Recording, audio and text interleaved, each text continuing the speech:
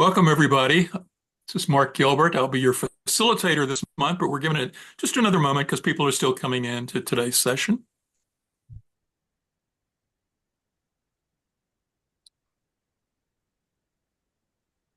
Welcome, welcome, welcome, everybody.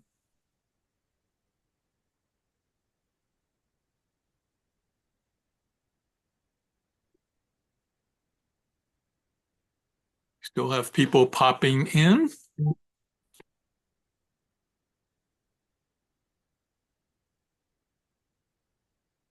Hey, we got an exciting program for you today where we're waiting just to allow everyone in. We're going to be listening to an excerpt from Ernest Holmes at Asilomar, the one recording that we've been able to discover. And we're going to be listening to a good chunk of it. It's longer than we can do during today's session. Looks like we have a lot of folks in now, and glad that you guys are joining us. And if you want to drop in the chat where you're calling in from, that would be great. So we can see who all we've got here and where around the world where your locations are. That would be wonderful. And I'm, of course, here in the Denver, Colorado metro area. And I believe we're going to go ahead and get started. As you guys are dropping your names into the chat, your locations of where you're calling in from, just a reminder that I am Mark Gilbert. I am the Vice President of the Science of Mind Archives and also one of the key researchers. And I'll be facilitating today's Lunch and Learn session, which I'm really excited about.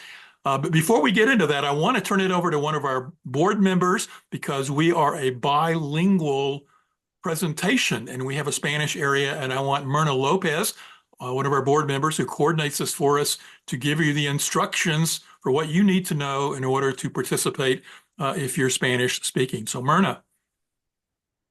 Okay, hola, hola, buenas tardes a todos. Hello, everybody. If you are a regular, you know, saben ya que tenemos traducción bilingüe. You know that we have a simultaneous interpretation. These are the instructions. De los dos, en inglés y español. Sigan las instrucciones. Just please follow the directions. If you are in your computer, si estás en tu computadora, if you're in your cell phone, y si estás en el celular, sigan las instrucciones, escogiendo el lenguaje que entienden. You can choose your language. So this will be translated back and forth depending on who speaks. So just select your language. If you're English speaker, go in English. Si eres en español, ve a español. All right. Bienvenidos a todos. Thank you. Welcome, everybody. Thank you. Thank you, Myrna. Any questions for Myrna on that piece before we move on?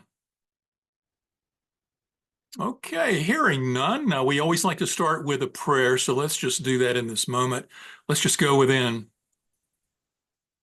Just take a breath and feel into that divine flow, that divine energy that is moving in and through you and everything and giving everything its very existence.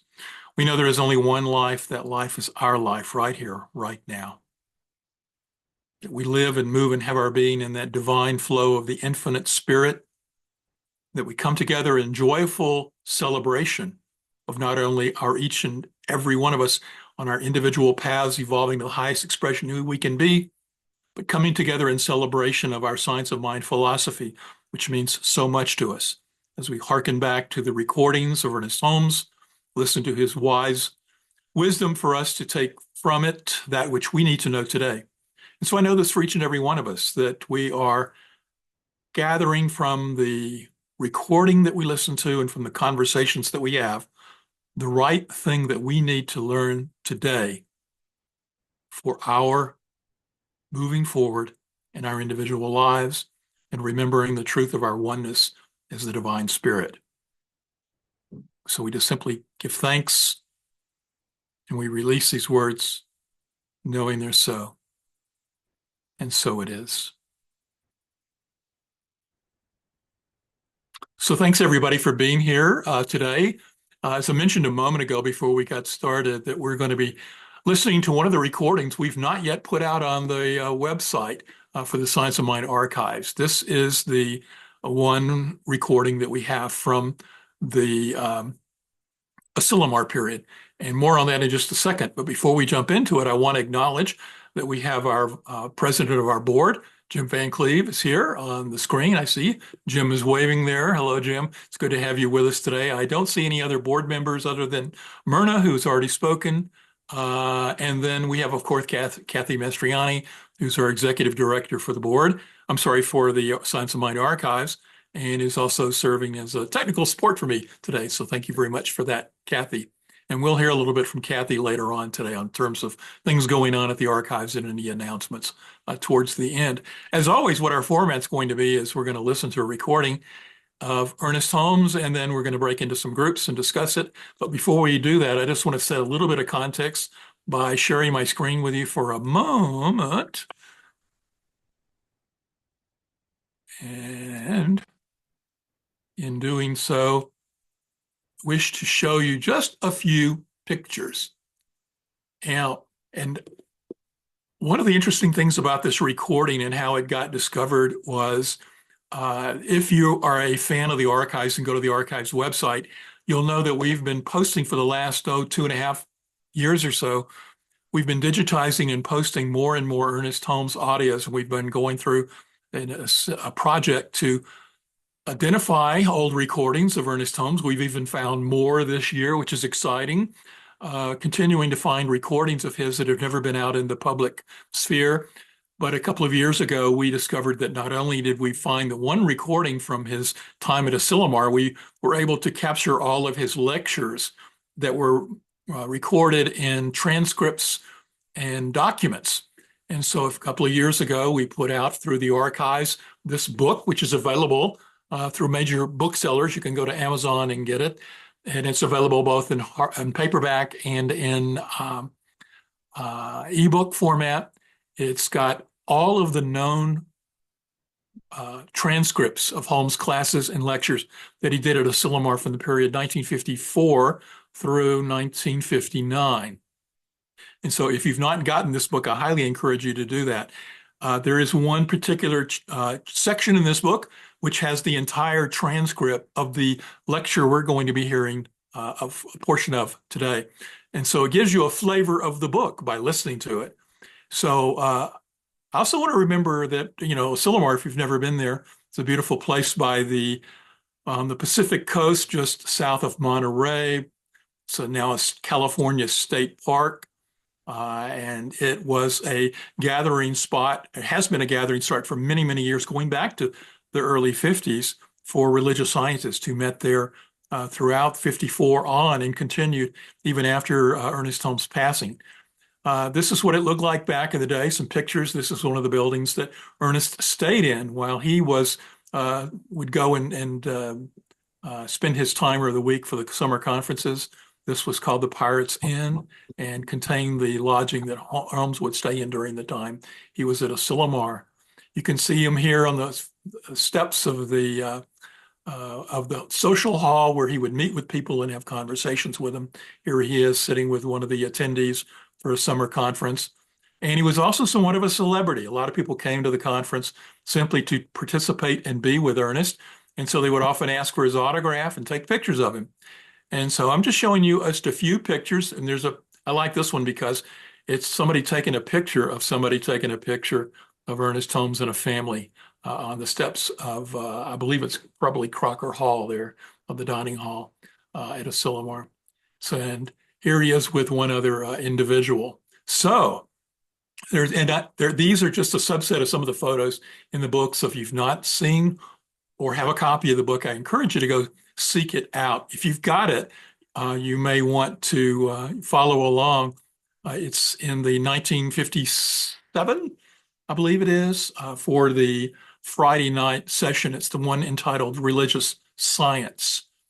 Here's Holmes again, a color photo of him at Asilomar. Here is the beginning of the page from the book. So Friday, July 12th, 1957 is the date of the recording. And when it starts, you're going to hear it in the middle of a sentence.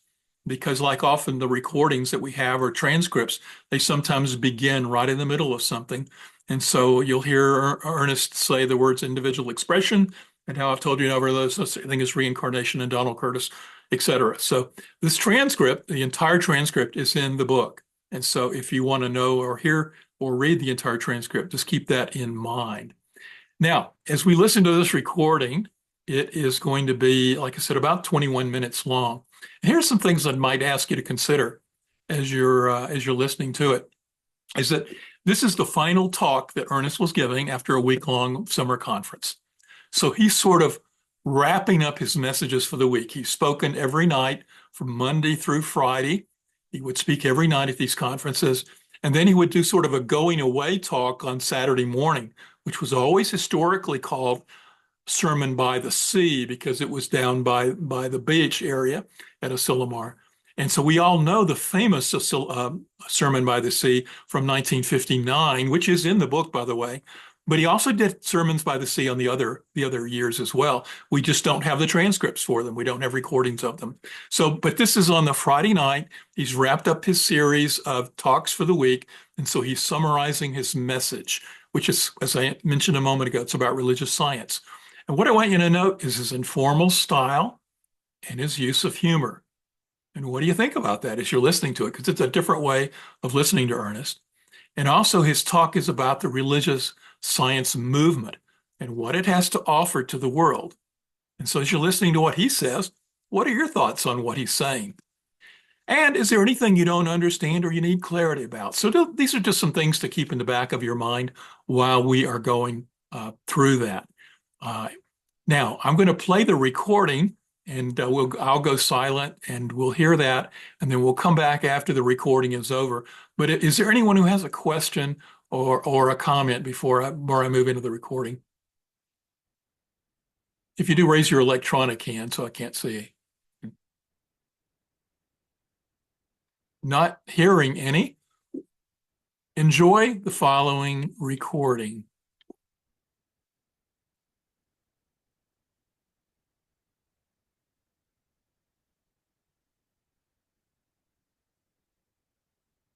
Individual expression.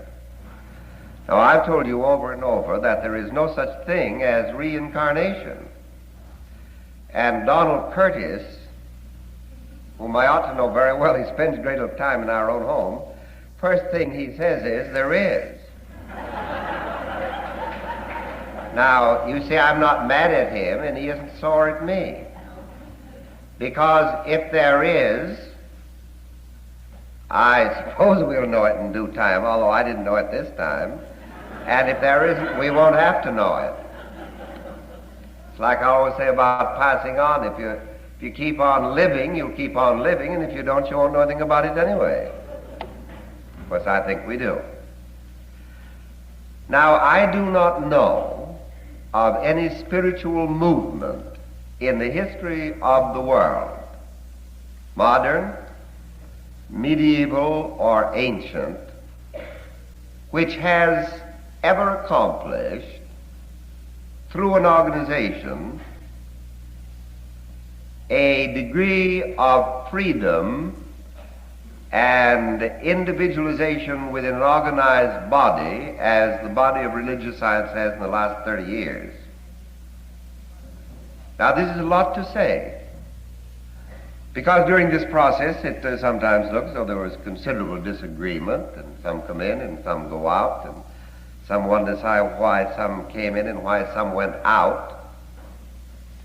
And I never asked myself why they come or why they went, because it's none of my business. I know this, that we have the only spiritually free to the individual organization, organized enough to keep it from falling apart at the seams, and it's split several times at the seams, that the world has ever known. It gives promise for the future. I'm not a prophet, else I would wear whiskers. I think whiskers are unsanitary and they itch my face. But I wouldn't be surprised then we might be laying a cosmic egg. It looks that way. It'll just be a question of whether we set on it long enough to hatch out a lot of chickens. Time will prove that, and beyond my time, I wouldn't be surprised if we do. It will be the most remarkable thing in the evolution of spiritual institutions if we do, because it was never done before. Most religions are based on revelation. I suspect revelation, because it doesn't ever seem to be twice alike. There is no God who will tell us one thing one day and another thing the next.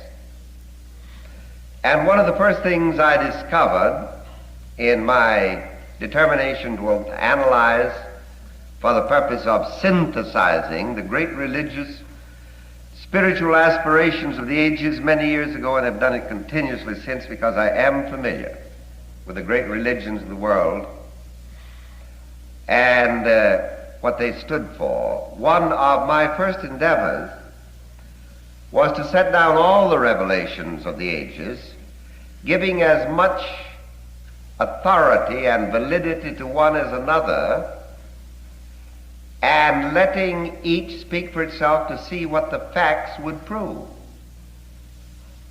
And when I found that it was very evident that the contradictions were too great to sustain a unitary cause back of them, I rubbed that out. Then when it came again it was, I rubbed that out. And then when it came again that it was, I rubbed that out.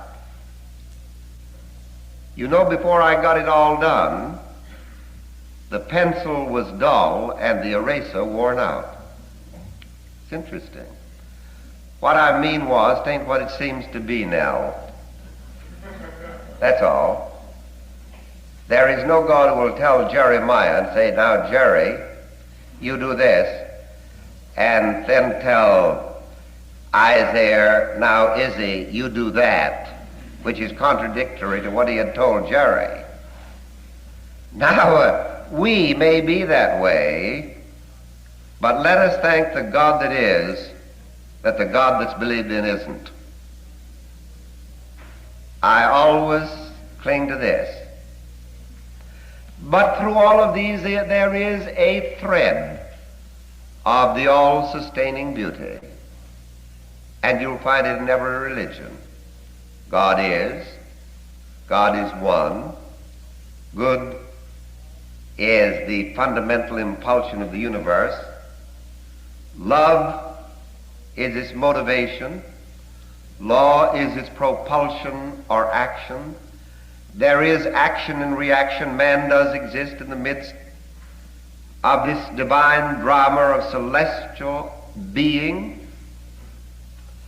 and in some way is hooked up to it and hooked in with it and tied into it, and he did not make it, and he cannot change one particle of it any more than he can create or dissolve a sidereal planetary system. Another thing is certain. Man is in a state of evolution from the lowest form of intelligence to the highest. We see the intelligence in the mineral. We know that it's there. We see the intelligence in the simple intelligence in the animal. We know that it's there. We see the personal intelligence in man. We know that it's there. And, I mean, it is there. Of course it's there. And at any day might be located. There isn't any question about this. It's inevitable. And beyond man, as he ordinarily thinks, personal intelligence, there is another degree of intelligence which he manifests, which is called cosmic. You've read Buck's book on cosmic consciousness. If you haven't, get it out of the library and read it. It's one of the few and best authorities on the subject, and it is good.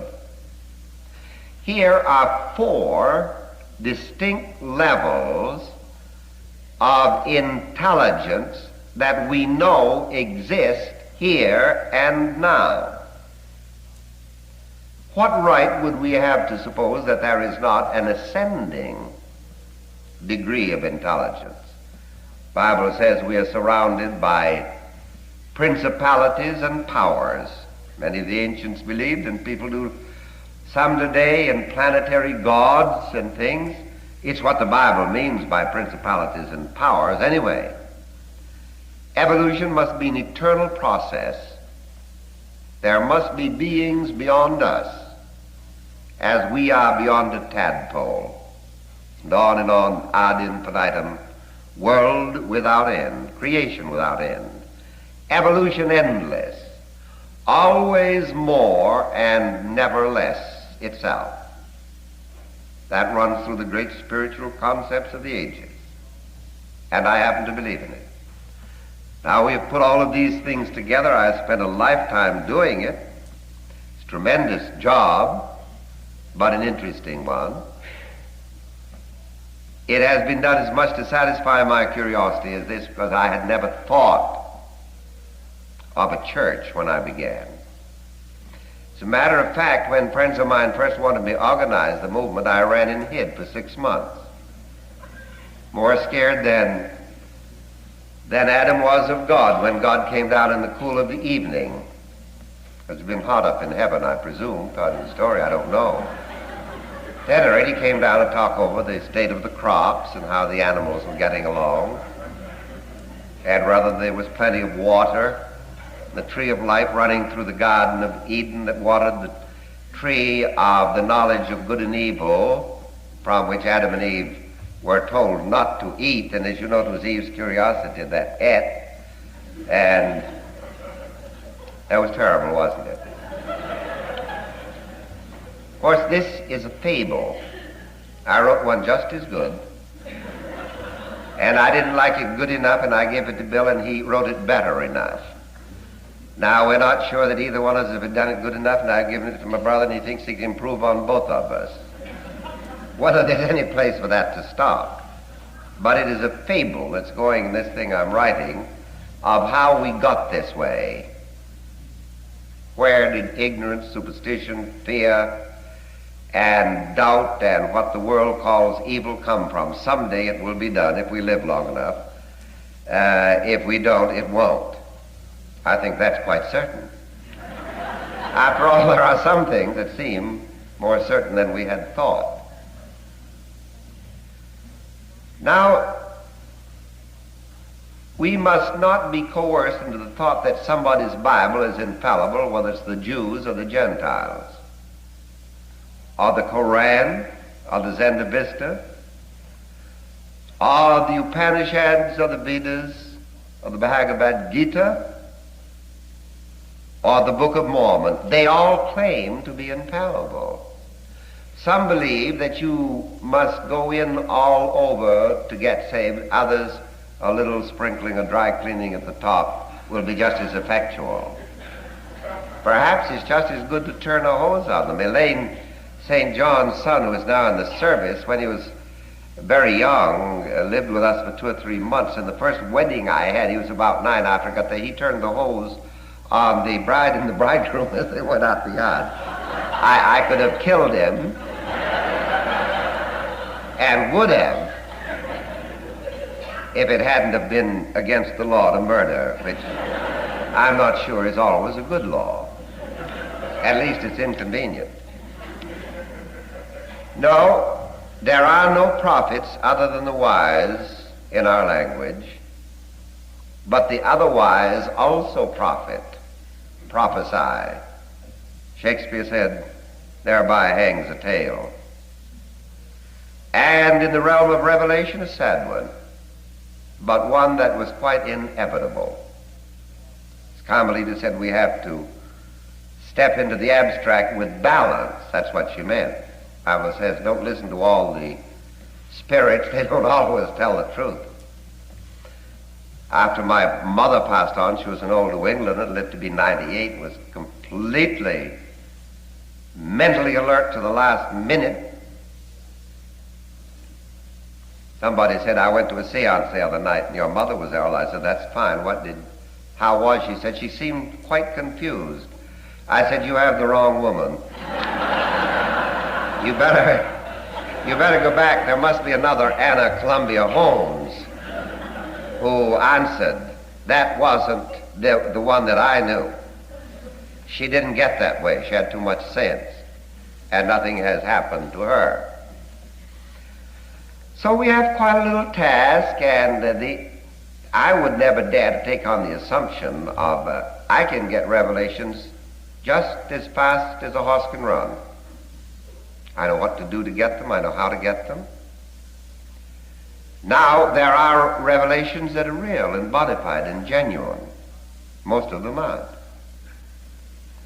Because intuition is never about doing things, it's only about being. Because it's the impartation of the essence of the nature of the thing, and as it impinges upon the mind of man, it has to interpret itself through his own emotional reaction and his own background. Therefore, we have to study the revelations. We have to be sure that they are right. You see, religious science is practical idealism and transcendental realism. And in no way does this lessen the inspiration, the illumination, or the beneficence of its action and reaction. It is, in my estimation, the greatest system of spiritual thought the world has ever known. I know that it is, because I have spent a lifetime putting it together. Now, I'd laugh myself to death if I said that I made it up. I can write automatically better than the book of Revelations. That's saying a mouthful, isn't it? But it's true. That is an automatic writing, like people get them today.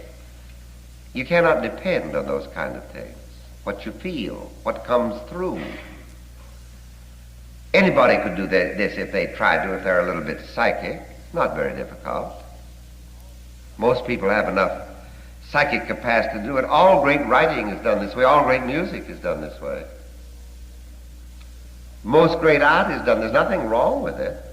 We just have to be sure that the form comes out. Now we have something to go by, and I think that we have had the finest spirit, cooperation, feeling of joy, love, friendship, and agreement. And I don't mean that everybody has to agree with everybody. I wouldn't like that. I don't want everybody to agree with me. I know everyone hasn't evolved to that place yet. I cannot expect it. So I'm not disappointed. Of course, I might be surprised, but it doesn't really hurt my feelings. But we have to agree that we are a free people in search of a greater freedom without license or chaos the world has ever known, because that's the way of evolution. And in order to do it, we have to combine the two great realities of life, which is law and order and love, which is a divine principle and a divine presence, until one is a continual companion and the other the eternal servant, until finally our lives become harmonious, happy, and whole.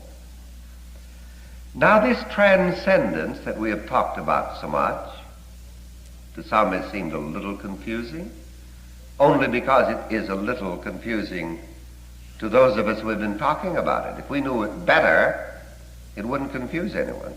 You can always impart what is completely clear in your own mind. But where it's a little bit woozy and fuzzy, the woos and the fuzz will show everywhere you spread it. But let's not be concerned about that. Peach is still good even though it has fuzz on it, unless it gets rotten and we throw it away. I'm not afraid of the little fuzz and the little woos, because nothing great is ever accomplished in a straight line.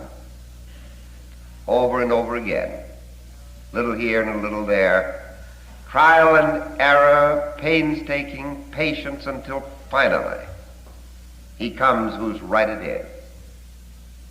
If we wait, if we're patient, if we can get the vision that we are giving birth to some tremendous cosmic event so far as this world is concerned, have a sense of destiny about it. Have a feeling as we go back to our individual homes that continues what we have been doing here, carries it out throughout the year. It will work as a psychic entity and put a background to this movement which will be terrific. As a movement that heals, that loves, that hurts no one and hates no one. A religion that has infinite tolerance but still knows there is balance and justice in the universe. A religion that knows that there is justice without judgment. Free at last from the fear and the ignorance and the superstition and the stupidities of the ages that have caused the wars of the world and most of the unhappiness in the world, most of that sense of being alone and that feeling of guilt that so many people, most people, everyone perhaps, born with it, as though we were born sick and had to be healed after we got into the race consciousness. And I certainly appreciate your wonderful attention to the talks I have given and everyone else has, the enthusiasm, the love, the friendship you've shown for all of us and all the teachers who have come here, labored for us, Irma and Dick and the ushers and people at the book table, people who have had charge of the building and the dining room. They've all been so very friendly, and we have had such a lot of fun. I feel as though I just got here. It doesn't seem possible. I wish it might go on for another week, and that we could have a whole new set of speakers, and I could listen to them, because I'm getting tired of listening to us. I don't think we've got spiritual indigestion at all. The spirit doesn't get indigestion. And if there are any ideas that you think you haven't assimilated, forget them. Maybe they're wrong anyway. And you'll be the, I mean, we have no final authorities. I never pretended to be. I have never advanced one single authority, one single alleged revelation, one single personal opinion about our movement since it was inaugurated 30 years ago last February, and never shall, because I don't believe in it. Here is the best that the world has to offer. It ought to be good enough for any organization to accept. It ought to be a pretty good place to shove off from to whatever is going to happen next.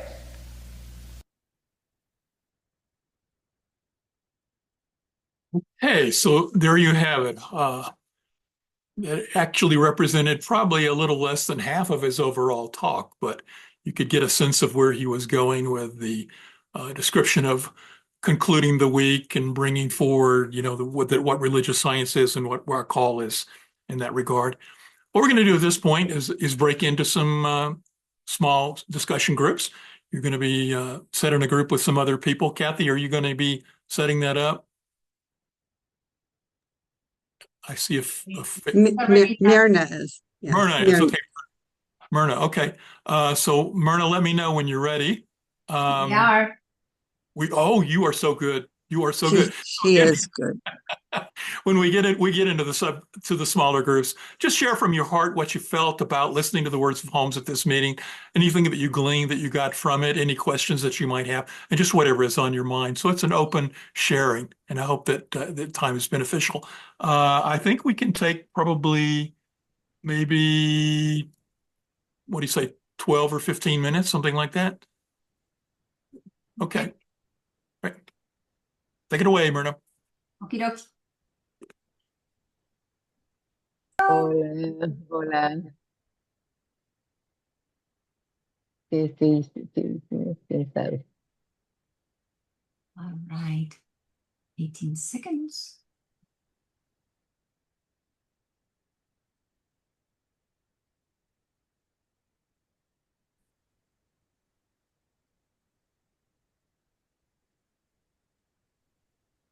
It's nice to see you, Pablo. Igual, Katy. Here they come. Likewise, Kathy. Thanks. Welcome back, everybody. What we don't want to do is take just a couple of minutes and see if there's anything that you had a great observation or some aha moment or something that came up for you that you would like to bring to the full group regarding your listening to these words of Holmes. Any reactions or thoughts anyone would like to share? I think I can see everybody's hands. So if you're on screen, you can raise that or raise your electronic hand. Maete. Bueno, ante todo, buenos días. Yo Well, estuve en el good morning. grupo de habla I, hispana, I was in Perú, the México. Spanish-speaking group, Es muy Peru grato and Mexico, poder compartir de esta forma, hoping que to las distancias share no sean un and obstáculo para seguir having compartiendo distance not y being an reencontrándonos obstacle, sobre todo, and ¿no? also, continue meeting. Bueno, Well, surgieron varias ideas. several ideas came up. Entre ellas era aquello Among que them con lo que is íbamos resonando, fundamentalmente what trajimos resonated al to grupo us, lo que había resonado de todo what lo que escuchamos, what ¿no?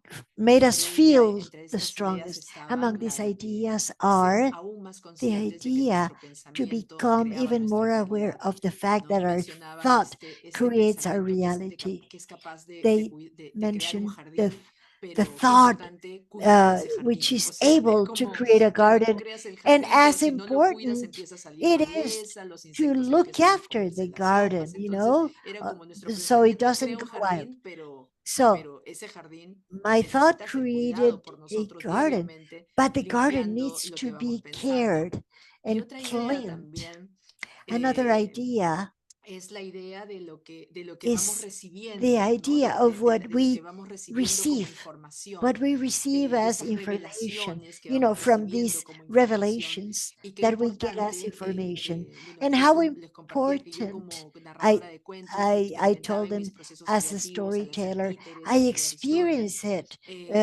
when I pero tell stories. qué importante The reconocer importance en qué of estado mental me encuentro acknowledging what my cuando mental estoy state canalizando esta is información, when cuando I estoy am recibiendo esta channeling, información, receiving ¿no? this Y otro de mis information. compañeros mencionaba que Another one la in the vida group espiritual said, no nos causaba spiritual digestión. life does Entonces, not ese era cause el punto, ¿no? Que indigestion. nutrirnos de la So that espiritualidad is the no nos point. causaba indigestión. Nurture Entonces, from cuanto más spirituality estuviéramos conectados con nuestra does not dimensión espiritual, create podríamos an recibir estas indigestion. revelaciones So if para we nuestro do, mayor bien y we el bien can de receive todos. these revelations Muchas for gracias. our own good and the good of everybody else. Thank you.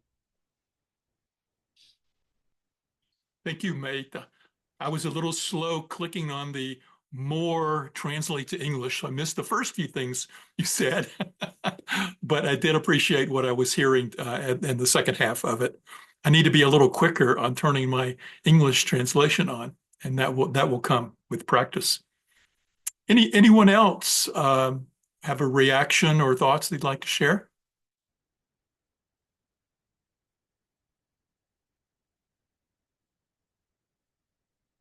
Did you enjoy his humor? Yes? Yeah, it was a different take of Ernest to hear him using so much humor throughout his talk. Let's see. So he will be a Spanish speaker also. So if you're English speaker, make sure that you go into the world or the little three dots, select English, so then you can hear the translation from Lorenza.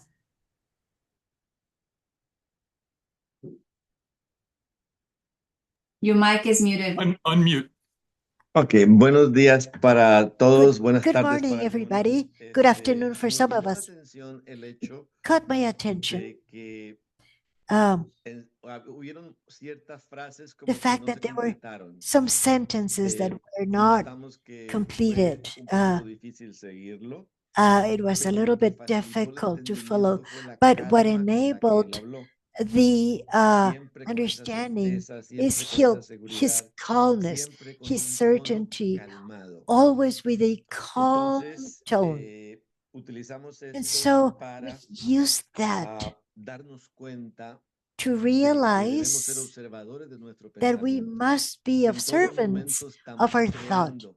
We Y are si el creating at pensamiento all es times. creativo, And if our thought is antes de que haya un creative, hecho, tiene que before haber un there is a pensamiento. fact, Y antes there de que must haya be a un thought. pensamiento, tiene And que haber un before there is pensador. a thought, Así que there el must be a pensador se thinker. condena o se So the justifica a sí thinker mismo por su justifies pensamiento. himself Entonces la by his invitación thought. de esto So the es básicamente invitation is convertirme en basically observador de qué es lo que yo to pienso, porque become an basado en lo que yo pienso, observator of estoy my creando mi thoughts, cosecha. because based on that, I am creating my Esto me crop. evita a mí And crear this prevents me cualquier cosa que yo from no desee, pero debo de creating ser anything consciente de I ello. do not Así que es una want. invitación a So estar this en is an esa conciencia del invitation testigo. of Gracias. being in the awareness of the witness. Thank you. Thank you for that comment. I just want to react briefly to the first thing you said, which is, yes, when you're first hearing him live, he's very stream of consciousness. You know, if you're used to reading him in a book, it's all edited, but when he's live, his thoughts flow. And I know that people who read the Ernest Holmes at Asilomar book, that's one of the things we've cautioned them on is you have to get in that flow of reading somebody who is speaking. Yes, they stop a sentence in the middle. Sometimes they bring a whole story in and then come back to what he was talking about earlier. And that's how people talk, and that's how he talked. And you get a better flavor for him by doing that. So thank you for your comment. Cindy.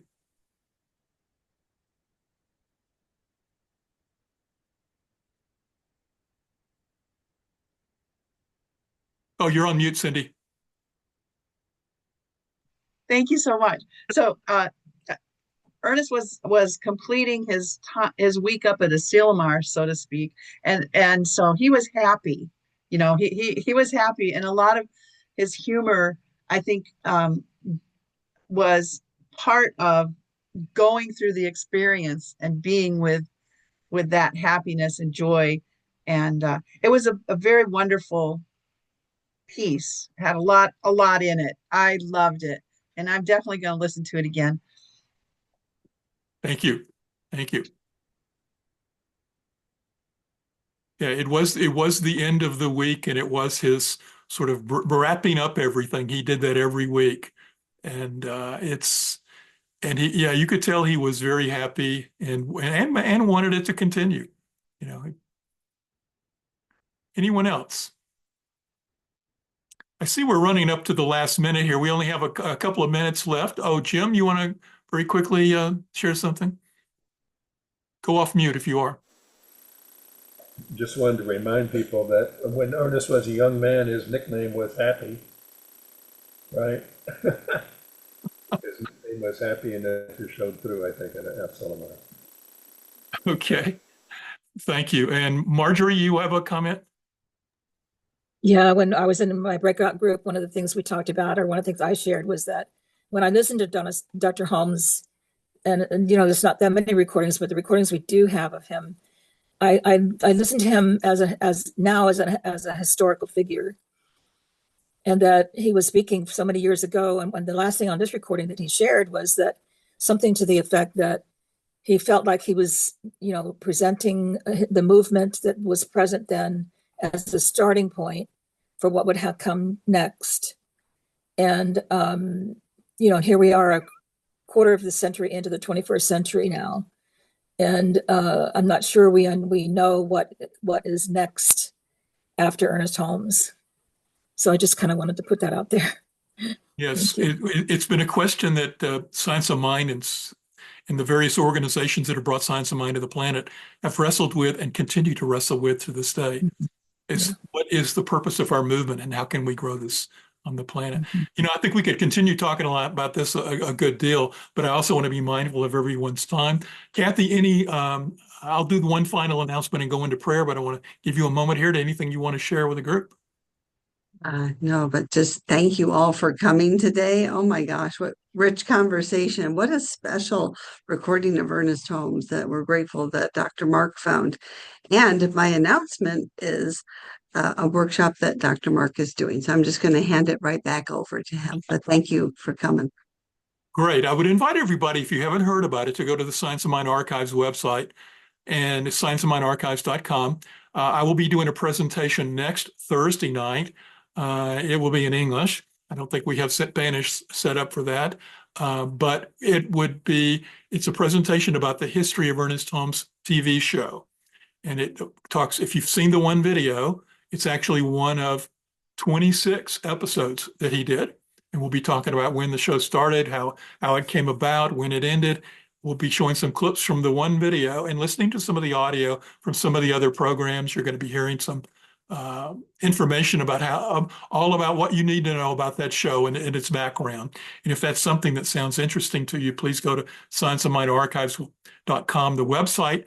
The presentation is next Thursday night. It's free to those of you who are friends of the archive. If you're not a friend of the archive at that support level, you can sign up individually for a nominal cost.